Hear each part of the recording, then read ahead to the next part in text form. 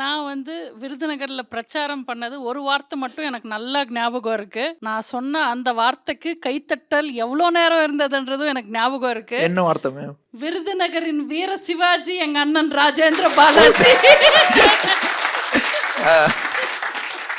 இவரோட வீரம் இருக்கு. யாராவது நம்ம கட்சிக்காரங்களா இருக்கலாம், எதிர்கட்சிக்காரங்களா இருக்கலாம், பொதுமக்களா இருக்கலாம், பிரச்சனை பண்றாங்க. இல்ல நாங்க ஓட்டு போட மாட்டோன்னு, குடும்பத்துல எத்தனை ஓட்டு இருக்கு? 4 ஓட்டு இருக்கு, நீ போடாத போ, நீ நவுறு, நீ பிரச்சனை பண்ணாத கிளம்பு பண்ணுவாங்க. இது எல்லா அரசியல்வாதிகளுக்கும் இந்த தைரியம், இந்த தில்லு இருக்காது. விருதுநகருக்கு நீங்க இன்னைக்கு போய் பாருங்க. நீங்க இப்ப சொன்னீங்களே முன்னாள் அமைச்சர்னு, அப்படி அவரை யாரும் கூப்பிட மாட்டாங்க.